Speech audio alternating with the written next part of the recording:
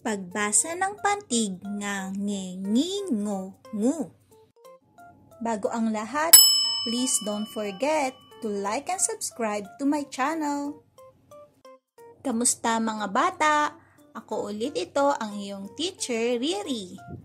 Aking babasahin ang mga pantig at sundan niyo ako. Nga, nge, ngi, ngo, ngu. Ulitin natin. Nga,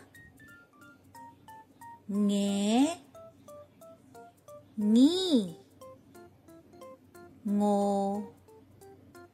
ngu. Ngayon, kayo lang ang magbabasa.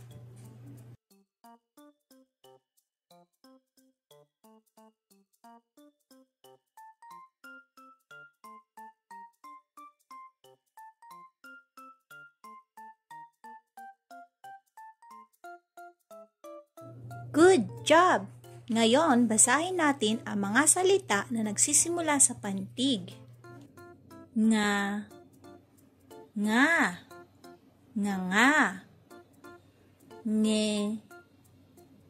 nge, ngenge, ngi, ti, ngiti, ngo, ngo, ngongo, ngu, so, nguso.